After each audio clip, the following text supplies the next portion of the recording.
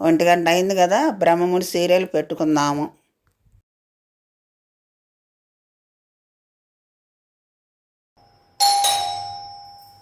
ఎవరో బెల్లు కొడుతున్నట్టుంది.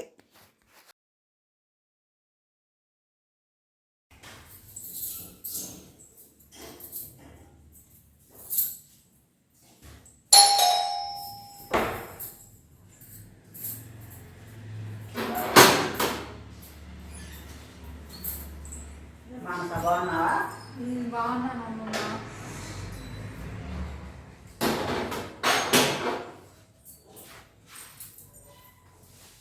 నేను ఆఫీస్కి వెళ్ళిపోయాడా? వెళ్ళిపోయాడు. కూర్చున్నారా అమ్మడు? అమ్మమ్మ బాగున్నావా? బాగున్నాను అమ్మడు. ఏందమ్మమ్మ ఎల్లుండి వెళ్తున్నావంట కదా, అమ్మ చెప్పింది. అవునమ్మా, వెళ్తున్నాను. అవునా? నేను సీజన్ దగ్గరలో ఉందని మీతో పచ్చళ్ళు పెట్టించుకుందాం అనుకున్నానే. సర్లే, నీకేం పచ్చళ్ళు కావాలో చెప్పు. నాకు టమాటా పచ్చడి, పండు మిరపకాయ పచ్చడి, అలాగే చింతకాయ పచ్చడి కూడా కావాలి. అన్ని పచ్చళ్ళు అయితే నా వల్ల కాదు, అంత ఓపిక కూడా లేదు. టమాటా పచ్చడి పెడతాను, మిగతా 2 పచ్చళ్ళు అమ్మ పెడద్ది. సర్లే అమ్మమ్మ, ఎప్పుడు పెట్టుకుందామో చెప్పు. ఇప్పుడే పెడదాంలే. Setup change. ఏంటమ్మమ్మ, ఏంది ఇదంతా?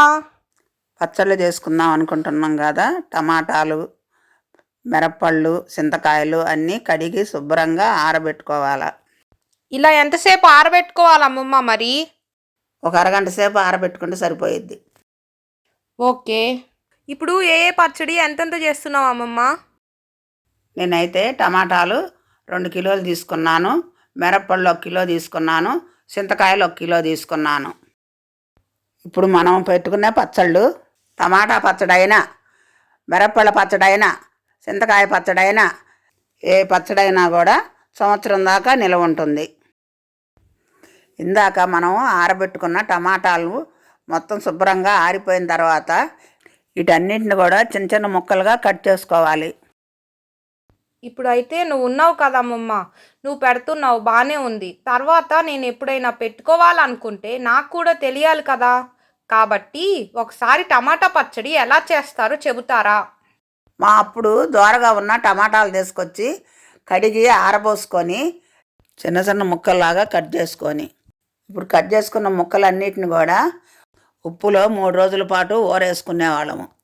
ఇప్పుడు ఈ 3 రోజులు కూడా రోజుకొకసారి ముక్కల్ని కలదిప్పుకుంటూ ఉండేవాళ్ళము. 3 రోజులు అయిపోయిన తర్వాత టమాటా ముక్కల్లో ఉండే రసం అంతా కూడా పిండుకొని ఈ టమాటా ముక్కలు అన్నిటిని కూడా ఒక తలుపు కవర్ మీద పెట్టుకొని ఒక 2 రోజుల పాటు డాబా మీద ఎండబెట్టుకునేవాళ్ళం. ఈ ఎండేలోపు మనం పిండుకున్న టమాటా రసంలో చింతపండును వేసి నానబెట్టుకునేవాళ్ళము. ఈ టమాటా ముక్కలు 2 రోజులు ఎండిన తర్వాత ఇది తీసుకొచ్చేసి చింతపండు రసంలో ఈ ముక్కలు పోసేసి ఉప్పు కారం వేసేసి రోట్లో వేసి రుబ్బుకునేవాళ్ళము. వామ్మో, టమాటా పచ్చడి చేసుకోవాలంటే 5 రోజులు పడుతుందా? అందులో 2 రోజుల పాటు డాబా మీద ఎండపెట్టుకోవాలా? అవన్నీ ఇప్పుడు కుదరదు అమ్మమ్మ. ఎందుకనంటే మేమందరము కమ్యూనిటీస్లో అపార్ట్మెంట్స్లో ఉండేవాళ్ళము. కాబట్టి డాబా మీద కూడా ఏయో ఒక ఎమ్యూనిటీస్ ఉంటాయి. అందుకని డాబా మీద ఎండబెట్టుకోకుండా ఇంకేదైనా విధానంలో టమాటా పచ్చడిని తయారు చేసుకోవచ్చా? ఉంటే చెప్తారా అమ్మమ్మ? ఉంది. ఎలా అమ్మమ్మ? చెప్పడం కన్నా నేను ఇప్పుడు టమాటా పచ్చడిని 2వ పద్ధతిలోనే తయారు చేస్తాలే. నువ్వు కూడా చూసి నేర్చుకుంది కానిలే. ఇప్పుడు మనం కట్ చేసుకున్న టమాటా ముక్కల్లో కిలోకి 2 గిద్దలు కల్లుప్పు చొప్పున, మనం తీసుకున్న 2 కిలోలు టమాటాలకి 4 గిద్దలు గల్లుప్పు పోయాలి. అలాగే కేజీ టమాటాలకి 150 గ్రాముల చింతపండు చొప్పున, మనం తీసుకున్న 2 కిలోల టమాటాలకి 300 గ్రాముల చింతపండు వేసుకోవాలి. ఇప్పుడు ఈ గల్లుప్పు, చింతపండు, టమాటా ముక్కలు బాగా కలిపేసుకొని 8 గంటల సేపు ఊరనిద్దాము. ఈలోపు అమ్మ పండుమిరపకాయల పచ్చడి, చింతకాయ పచ్చడి ఎలా తయారు చేయాలో చూపిస్తుంది. ఇప్పుడు పండు మిరపకాయ పచ్చడి తయారు చేసుకోవడానికి ముందుగా మనము ఇందాక ఆరబెట్టుకున్న పండు మిరపకాయలు ఏవైతే ఉన్నాయో వాటికి ఉన్న తొడియాలన్నింటినీ కూడా తీసివేసుకోవాలి. ఇప్పుడు మీరు పండు మిరపకాయ పచ్చడిని గ్రైండర్లో రుబ్బుకోవాలనుకుంటే ఒక్కొక్క పండు మిరపకాయల్ని రెండు రెండు ముక్కలుగా కట్ చేసుకొని గ్రైండర్లో వేసుకోవాలి. అదే రోట్లో రుబ్బుకునే పని అయితే కాయలు కాయలుగా వేసుకొని రుబ్బుకోవచ్చు. ఇవి రెండూ కాకుండా మిక్సీలో వేసుకునేటట్టయితే నేను ఏ విధముగా పండు మిరపకాయల్ని చిన్న చిన్న ముక్కల్లాగా కట్ చేసుకుంటున్నానో మీరు కూడా ఇదే విధముగా కట్ చేసుకోవాలి. నేను తీసుకున్న కిలో పండు మిరపకాయలకి తొడియాలు పోంగా పాడైపోయినవి పోంగా నాకు 800 గ్రాములు వచ్చినవి. ఇప్పుడు ఈ 800 గ్రాముల పండు మిరపకాయలకి నేను గిద్దన్నర గల్లుప్పు పోసుకుంటున్నాను. అలాగే ఈ 800 గ్రాముల పండు మిరపకాయలకి 150 గ్రాముల చింతపండు పడుతుంది. కాబట్టి చింతపండులో పుల్లలు కానీ విత్తనాలు కానీ ఇలాంటివన్నీ ఏమైనా ఉంటే అవన్నీ తీసేసి 150 గ్రాముల చింతపండుని తూకం పెట్టి పక్కన పెట్టుకోవాలి. ఇప్పుడు ఈ 150 గ్రాముల చింతపండుని కూడా పండు మిరపకాయలలో వేసి ఒక 5-6 నిమిషాల పాటు బాగా కలుపుకోవాలి.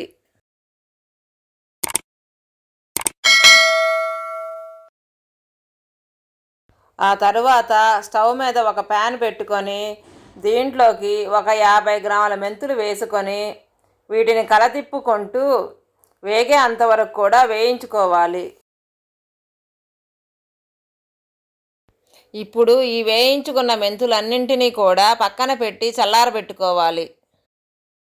ఈ మెంతులన్నీ చల్లారేలోపు మనము పండు మిరపకాయలు చింతపండు గల్లుప్పు మిశ్రమాన్ని మరలా ఒకసారి బాగా కలుపుకొని ఒక మిక్సీ జార్ తీసుకొని దీంట్లోకి కొంచెం కొంచెముగా వేసుకుంటూ గ్రైండ్ చేసుకోవాలి.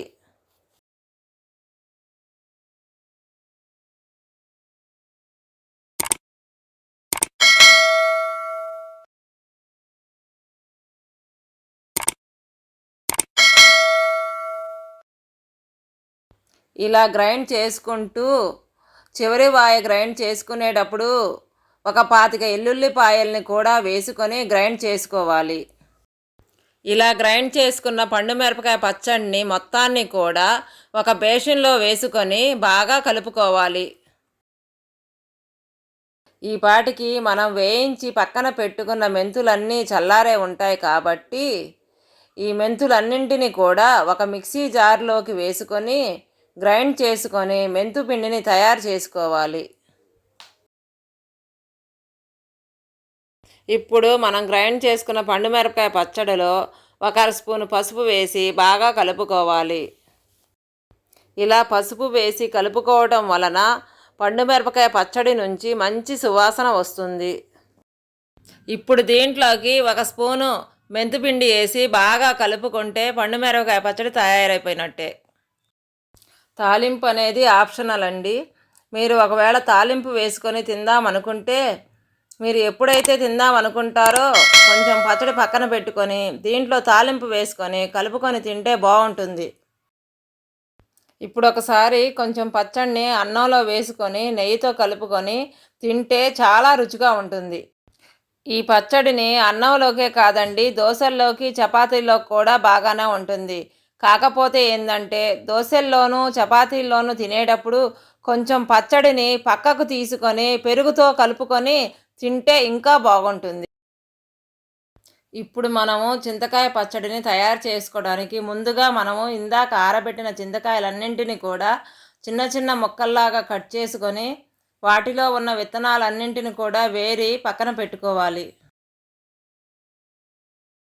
ఇప్పుడు ఒక మిక్సీ జార్ తీసుకొని దీంట్లోకి మనం పక్కన పెట్టుకున్న చింతకాయల్ని కొంచెం కొంచెంగా వేసుకుంటూ మెదిగించుకోవాలి.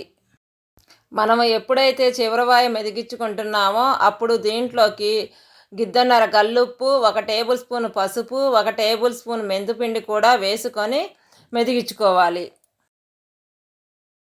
ఇప్పుడు మనం గ్రైండ్ చేసుకున్న పచ్చడి మొత్తాన్ని కూడా ఒక బేషన్లో వేసుకొని బాగా కలుపుకోవాలి. ఎందుకంటే లాస్ట్ వాయిలో ఉప్పు పసుపు మెంతిపిండి వేసాం కాబట్టి అదంతా కలిసేటట్టుగా పచ్చడంతా బాగా కలుపుకొని ఒక డబ్బాలో పెట్టుకోవాలి. మీరు ఎప్పుడైతే చింతకాయ పచ్చడిని అన్నంలో వేసుకొని తిందాం అనుకుంటారో అప్పుడు కొంచెం పచ్చడిని పక్కన పెట్టుకొని దీంట్లో పచ్చిమిర్చి కానీ ఎండుమిర్చి కానీ వేసి గ్రైండ్ చేసుకోవాలి.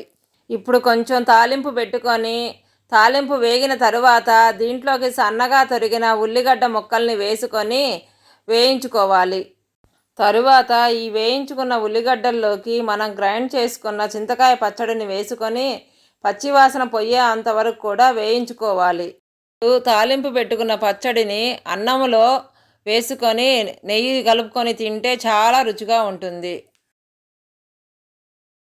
ఇప్పుడు టమాటా ముక్కలు ఓరేసి 8 గంటలు అయిందండి. కాబట్టి ఈ టమాటా ముక్కల్లోకి 1 గంట మెంతిపిండి, 1 గంట పసుపు, అలాగే మనం తీసుకున్న 2 కిలోల టమాటాలకి 4 గిద్దల కారం పోసుకోవాలి.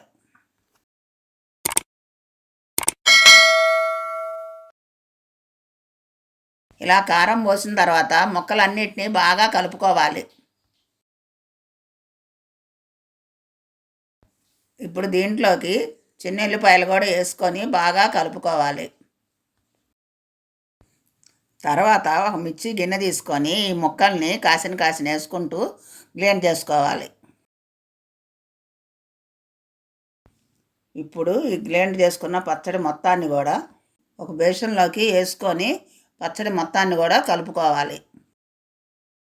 అంతే అండి, టమాటా పచ్చడి తయారైపోయింది. ఇప్పుడు ఈ టమాటా పచ్చడి మొత్తాన్ని కూడా జాడీలోకి కానీ డబ్బాలోకి కానీ తీసుకుందాము. ఇప్పుడు కొంచెం అన్నంలోకి టమాటా పచ్చడి అలాగే నెయ్యి కూడా వేసుకొని కలుపుకొని తిని చూద్దాము. తింటే చాలా బాగుందండి. Thank you for watching. మీకు మా వీడియో నచ్చినట్టయితే please like, share, subscribe and click the bell icon.